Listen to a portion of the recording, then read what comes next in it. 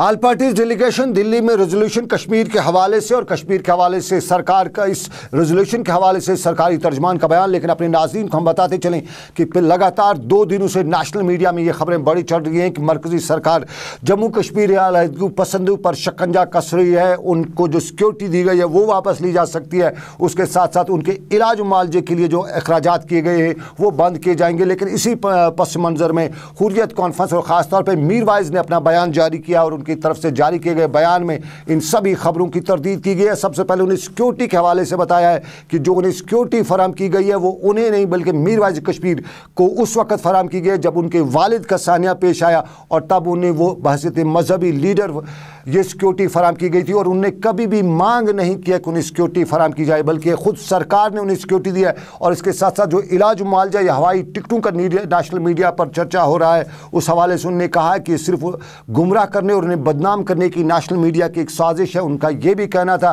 कि उन्हें कभी भी इलाज मुआवजे की सहूलियत फराम नहीं की गई। ताहम उन्होंने बताया कि जब भी सईद अली शाह गीलानी या मोहम्मद यासीन मलिक या दूसरे लीडरान को इलाज मुआवजे की सहूलियत फराम की गई तो तब वो सरकारी जेलों में होते थे और जेलों में ही उनकी जिम्मेदारी होती है कि वो इलाज मुआवजा फराम करें। और उन्होंने इस हवाले से मीडिया की तनकीद करते हुए बताया कि मीडिया कश्मीर के हवाले से गलत रंगत से और कश्मीरी लीडरान के हवाले से गलत रंगत से बातें प्रेजेंट करता रहता है। लेकिन जम्मू कश्मीर की सूरत-ए-हाल और जम्मू कश्मीर की सूरत-ए-हाल पर ऑल पार्टीज़ डेलीगेशन और ऑल पार्टीज़ डेलीगेशन पर उमर अब्दुल्ला ने भी अपना बयान जारी किया है। उमर अब्दुल्ला लगातार पहले दिन से ही ऑल पार्टीज़ डेलीगेशन पर नालान दिखाई दे रहे थे और श्रीनगर में जब ऑल पार्टीज़ डेलीगेशन से उनकी मुलाकात हुई थी उसके बाद जब वो बाहर आए थे तो मीडिया से बात करते उन्होंने कहा था कि इस ऑल पार्टीज़ डेलीगेशन में कुछ है नहीं, इनके पास कोई मैंडेट नहीं है। और उन्होंने ये भी कहा था कि ये उनके वालिद ने बहुत पहले बताया, ऑल पार्टीज़ डेलीगेशन के हवाले से बताया था कि इस डेलीगेशन से कुछ नहीं हो सकता। लेकिन आज उनका ट्वीट आया है तो उसमें उन्होंने तंज़न ये भी लिखा है कि कोई तो उन्हें बताए कि आखिर हुआ क्या है, मिला क्या है। उन्होंने ऑल पार्टीज़ डेलीगेशन के हवाले से बताया कि ऑल पार्टीज़ डेलीगेशन ने सिर्फ एक अपील जारी की है और अगर ऑल पार्टीज़ डेलीगेशन को अपील ही जारी करनी थी कश्मीर के हवाले से तो वो दिल्ली में भी जारी कर सकते थे, कश्मीर में उन्हें क्या आने की ज़रूरत थी। ऑल पार्टीज़ डेलीगेशन कश्मीर की सूरत-ए-हाल और इस पर चर्चा पाकिस्तान में पाकिस्तानी फौजी सरबराह राहिल शरीफ ने भी बयान जारी किया है जम्मू कश्मीर की सूरत-ए-हाल के हवाले से। और लगातार जिस तरह पाकिस्तान जम्मू कश्मीर के हवाले से अपने बयान जारी करता रहता है, लेकिन यहाँ की ये सूरत-ए-हाल कि कश्मीरी इंटेलेक्चुअल्स भी अब की बार जमा हुए हैं और जम्मू कश्मीर की मानियाज शख्सियत ख़ासतौर पर जो सबका ब्यूरोक्रेट सबका जुडिशरी से वाबस्ता अफराद हैं उन्होंने जम्मू कश्मीर की सूरत-ए-हाल के हवाले से और इस सूरत-ए-हाल से बाहर निकलने के लिए रियासत की सियासी और दूसरी सब मामलात को सदर हिंद के नाम एक चिट्ठी अरसाल की और इस चिट्ठी में बताया गया कि जम्मू कश्मीर आतिशफशान के दाहने पर खड़ा है और इस आतिशफशान को फटने से रोकना वक्त की अहम ज़रूरत है। जिन इंटेलेक्चुअल्स ने कश्मीर के सदर हिंद को ये चिट्ठी लिखी है उनमें साबका bureaucrat Mohammad Shafi Pandit, Hasnain Masoodi, GR Sofi, professor Abdul Wahid, Hashmatullah Khan, professor Zaman Azurda, professor Nusrat Indrabi, Anuradha Bhasin Jamwal, Syed Noorul Hasan, Ghazala Noor, Christian Lal, GD Bakshi और दूसरी सरकर्दा शख्सियातें। और यहाँ पर भी इन शख्सियात ने न सिर्फ वादी में पैलेट पर फ़ौरन रोक लगाने की अपील की है बल्कि फोर्सेस की और फ़ौज की कमी का मुतालबा भी किया है। ये कश्मीर के इंटेलेक्चुअल्स की बात। लेकिन कश्मीर की सूरत-ए-हाल में पिछले कई दिनों से हम देखते रहे हैं कि श्रीनगर की सड़कों पर अगर कहीं कहीं कोई आदमी चलता है तो फोर्सेस के साथ साथ जो ट्रैफिक पुलिस के एहलकार होते थे वो चेकिंग करते थे और चेकिंग में ख़ास तौर पर मोटरसाइकिल्स की चेकिंग करते थे। और रियासी वज़ीर आला के पास ये शिकायत भी पहुँच गई और वज़ीर आला ने शाम गए जो हिदायत जारी किए ट्रैफिक हुकाम को, उन्होंने बताया कि वो ये बाइकर्स के ख़िलाफ़ जो ट्रैफिक पुलिस ने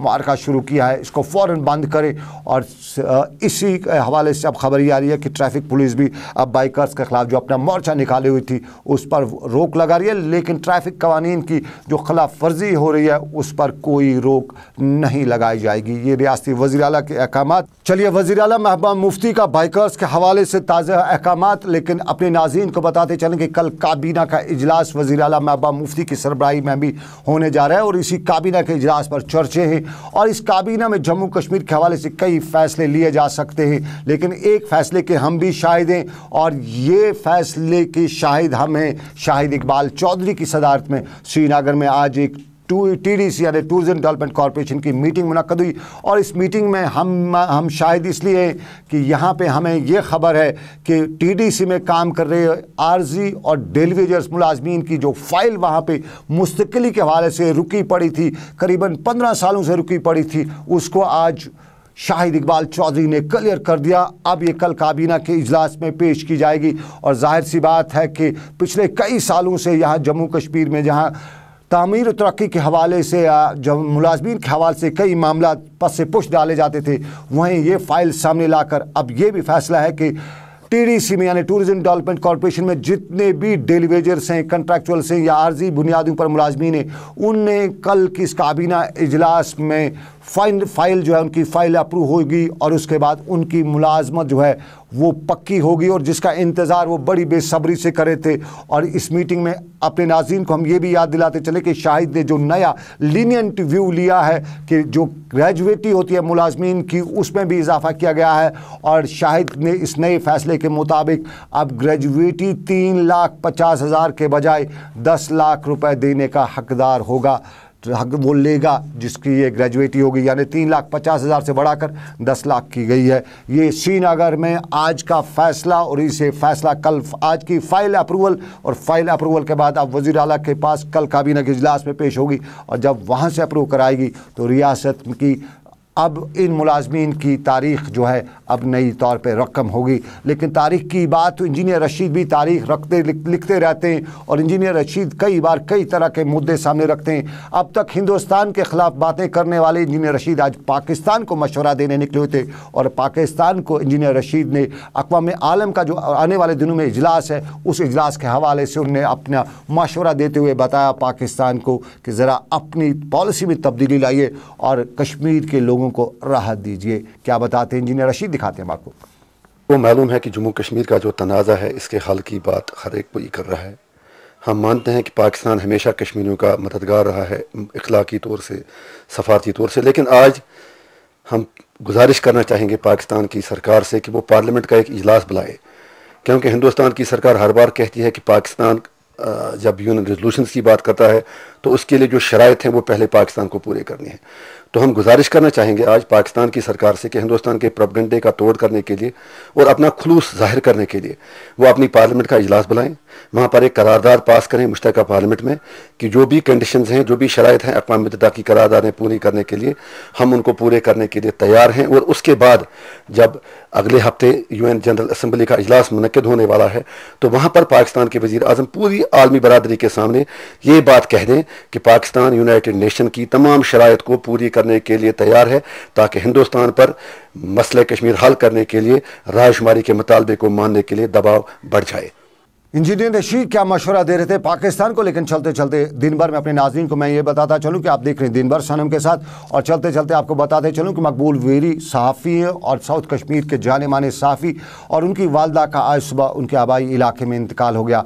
सियासी, समाजी और हमारी टीम ने भी मकबूल वेरी के साथ ताज़ियत करते हुए उनकी वालदा के लिए दुआए मग़फ़िरत की है। तो ये था हमारा आज का दिन भर। आज के दिन भर से बस इतना ही। अपने मेज़बान सनम एजाज को इस वादे के साथ दीजिए इजाज़त कि ऊपर वाले ने अगर चाहा तो फिर करेंगे आपसे मुलाकात दिन भर से लेकर दूसरे प्रोग्रामों में। रखिए अपना ख्याल, दुआओं में हम सबको रखिए याद। अल्लाह आपका मेरा सबका निगहबान हो। अल्लाह हाफ़िज़।